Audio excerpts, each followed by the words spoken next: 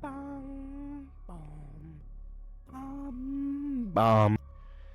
What's up, YouTube? It's your boy Radzi, and welcome back to Banebush. Now, in the last video, basically what we learned is that we are some girl or guy, I don't really know, and we're running away from some trouble, and we're going back to an old grandparents' house. And at this grandparents' house when we were a kid, because we used to spend a lot of time there, we learned that in the forest there is a monster hiding within, and its name is Banebush. You know, that's the name of the game. And we've actually had our fair share of encounters as we ran into them one time when going home one day. Anywho, let's quit the yip yapping. Let's get back into this game. Chapter 2. Kitty cat with a tree in it and eyeballs in the corner. Wait, hold on, I can... There you guys go. Now you should be able to see my mouse here. Let's start chapter 2. Okay, so last time we played, there was a bunch of flies in this freaking window right here. The ancient mattress feels like it was specifically designed to destroy my bed. Come on, it can't be that bad. At least it's not like this floor. As usual, I woke up drenched in cold sweat thanks to another stress-induced nightmare.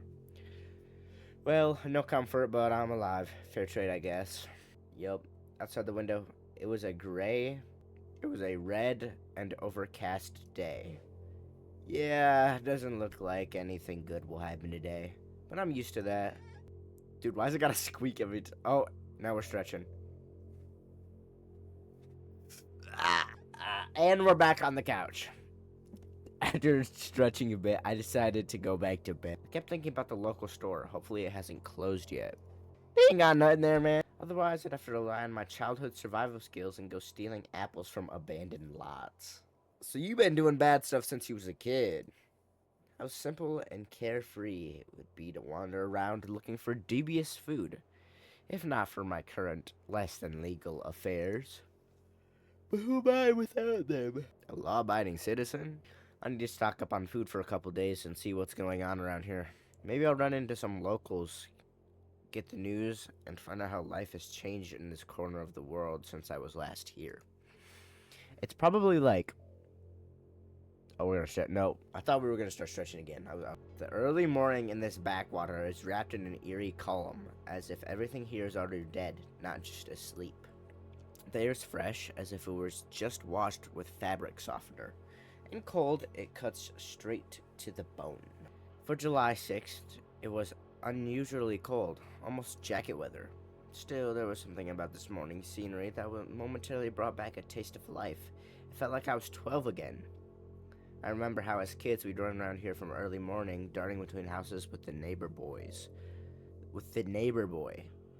Under the grumbling shouts of old folk and the barking of dogs from the other yards.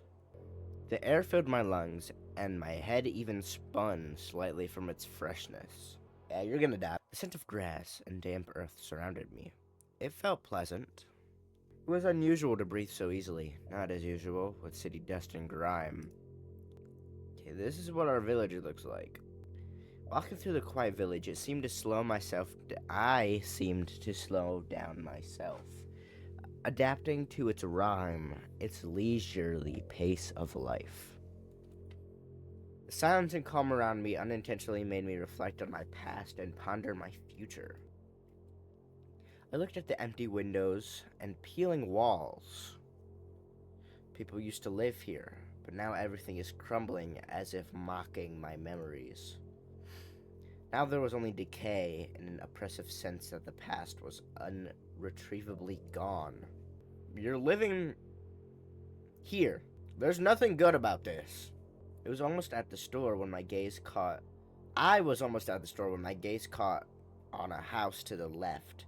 Once a sweet old lady lived there, a darling granny. This one, with the boarded up windows? She always sat by her house, offering us apples if we could show her where the Big Dipper was in the sky. Of course, we didn't know where the Big Dipper was and just pointed randomly at the sky. Granny didn't seem to care. She gave us apples anyway, chuckling to herself.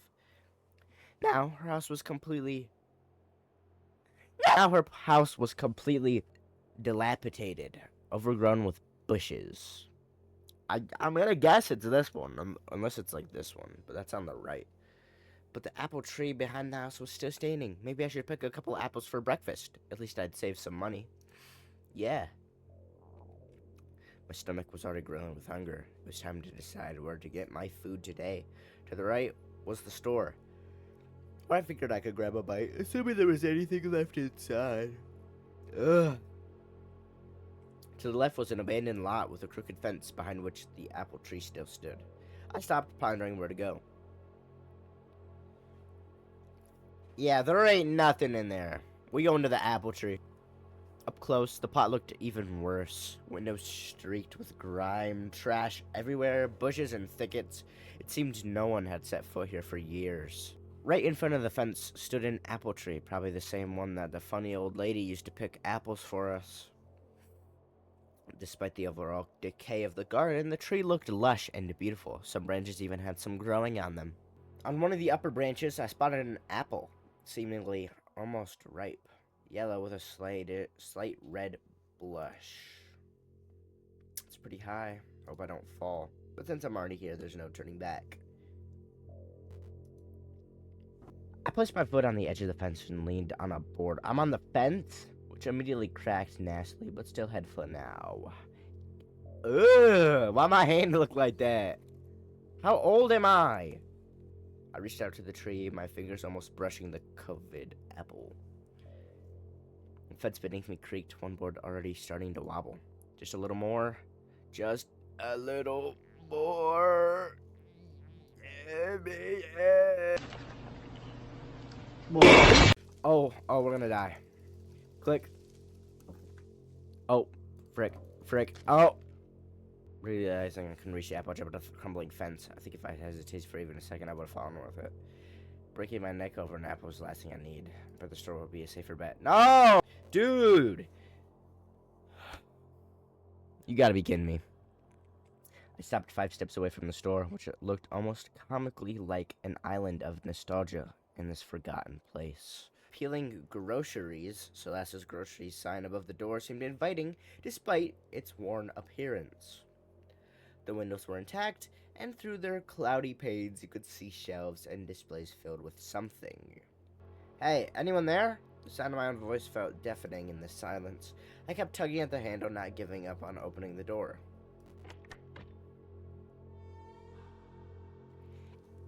Hi. Oh, it's an old man. Why his face do that? Oh man, why are you banging on the door? Sorry, I thought the store was still open. It is open, just no one's inside. Do you need to buy something? Yeah, I wanted to see what you've got. Well, come on, I'll show you what we've got. I haven't seen you around here before. You visitor? Nah, I'm just running away from, like, a gang. Stefan took out a bunch of keys, felt around for the right one, and calmly unlocked the store. I found him inside and found myself in a dark room. That's not what I want to do. Hold on, Lexi, just a second. Where's the freaking light switch? I gotta find out. Ah! What's he fiddling with in the dark? Looking for a sturdy stick to... I'll turn on the light, just a moment. I knew he was looking for it. You from the city? Yeah, from Moscow, I muttered reluctantly. I'm not used to sharing personal details with strangers, but Moscow's so huge that the information didn't really mean anything. Oh, really? So what are you young folks in the capital up to these days? Do you have a profession, at least? The question was asked with such intensity that, for the moment, I felt like a schoolboy being called to the principal's office. Yeah, I studied to be an electrician in college. You know, my radio here recently stopped working. Dude, maybe you could take a look at it, electrician. My grandparents had one like it. I think if I tried, I could probably find it somewhere in their attic. Oh no, we have an attic in our house. Honestly, I think fixing it shouldn't be too difficult. Let's see what we've got here. Oh, frick. Oh, I did it. Oh yeah, looks like it's ready. Time to test it. Bum bum bum bottom bum bum bum bottom bum bum bum bottom bum. You know, this radio isn't just any ordinary one. One time there was a funny story about it. The cat back then, Vasya, a little back devil he was, and I closed the store and sat down to dinner. Well, sort of. I sat down at the table and gave my cat some soup in his bowl. I turned on the radio and they're talking about some kind of dance music. And Vasya started meowing, and suddenly, as he starts playing, he gets up and starts dancing on his hind legs. I laughed so hard. Later, I tried playing music for him again, but he just gave me a lazy look and went to sleep. I think there was something in his soup.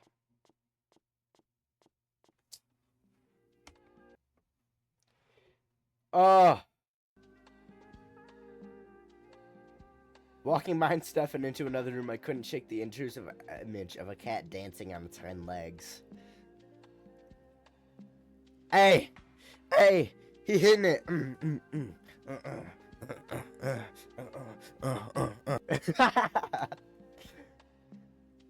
Dude, he was hitting that, bro. He was on that beat.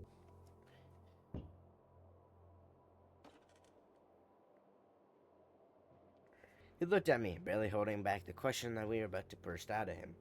It was clear that the old man didn't often have guests, and he was genuinely happy to chat with me.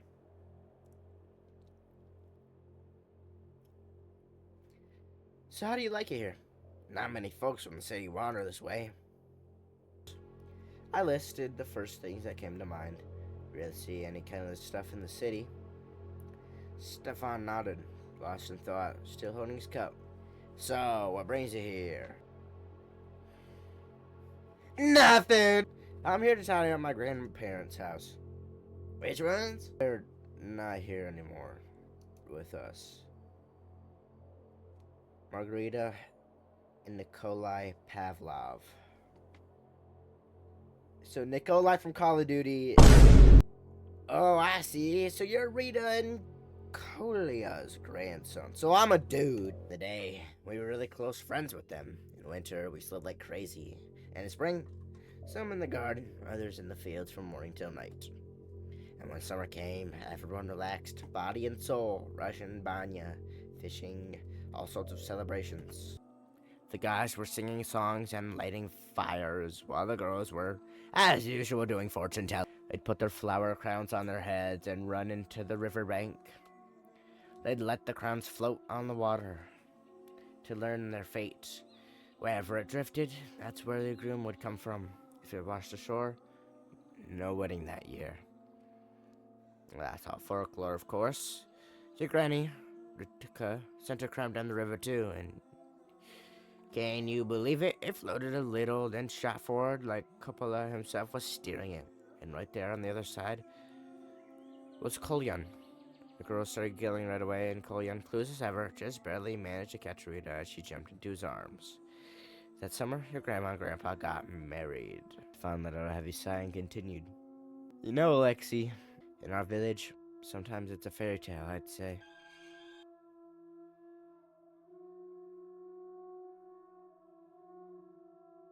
Don't never do that again. Also, isn't this game supposed to be red? Why is he like, he's got a red shirt, yeah, but then he's like white here and here. But I'm always the kind with a happy ending, so you better be careful around here. A couple years back, a family moved here from Moscow. They said they were looking for peace, quiet, and tranquility. So they arrived with two young sons in tow, and those rascals found no better pastime than to turn the whole village upside down. So, anyway, one cupola night, they decided to have their own kind of fun. They dragged some girl in the neighboring village, head down to the river in the forest, but even locals hesitate to tread during the day. They probably thought they'd find magic in the forest or whatever you city folk are after. Night passed, and morning by morning, they were nowhere to be found. The police searched the whole forest with dogs, but only found the girl by nightfall. She said she was scared to death, couldn't speak, just muttered and babbled incoherently. As for the boys, all that was left was a couple of bloodied scraps of clothing. It was like the earth had swallowed them whole. Or the river. The district officer told me back then that those punks probably got the girl drunk and wanted to do stuff. They dragged her into the forest, but no one could figure out what happened to them after that.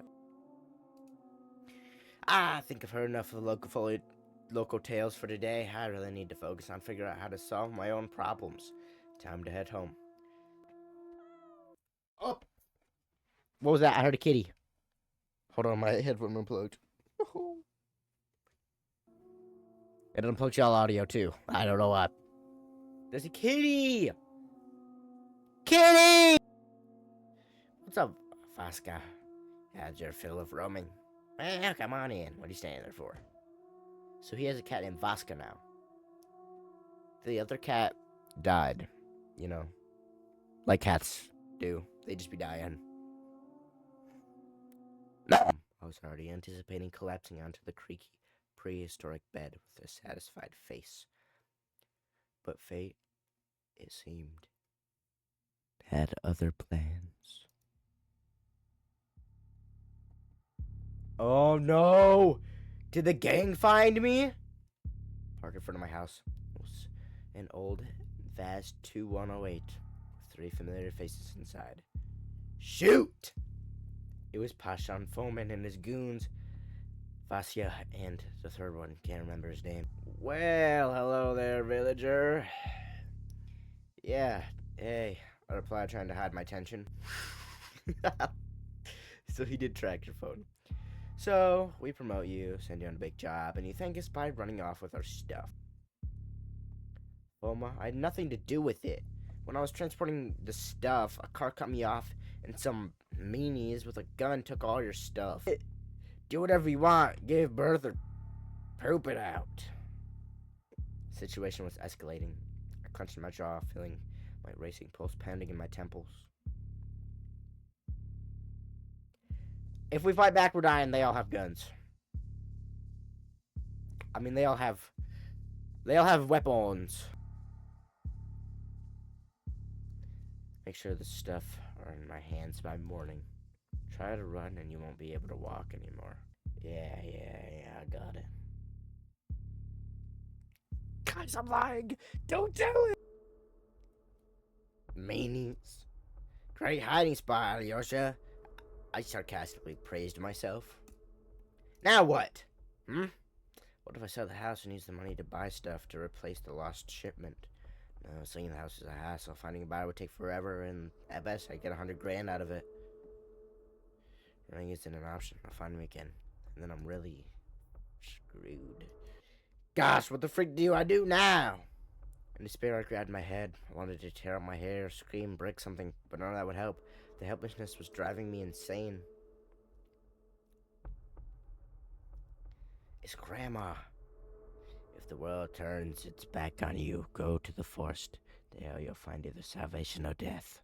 The forest is honest. What if Grandma was right? What if there's really something out there? I saw it in that forest as a kid, I remember. If Banebush is really there, he'll either kill me out, right, or help me. I looked out the window. The forest is honest. I kept repeating to myself, staring at the dark grove. Going there was madness, yes. But at least I'd have some kind of a chance. There's no other way. We have to go into the forest. We're playing the forest now. Stepping forward was terrifying, but staying still was even worse.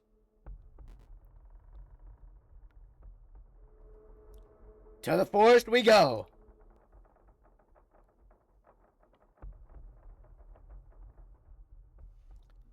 Wow. Well, guys, that's going to do it for today's video. If you did enjoy, make sure to hit that like button. And if you enjoy my content overall, consider subscribing. It helps the channel, and I'm trying to reach, like, 10, I think is my goal now. And also just want to thank you all for 5. I understand completely it's not a lot, especially to, like, the bigger creators. But to me, it just shows me that I'm doing something right. And I really appreciate it. And with that being said, have an amazing day, guys. Oop, I hit my mic. Hold on. Let me do that again. Have an amazing day, guys.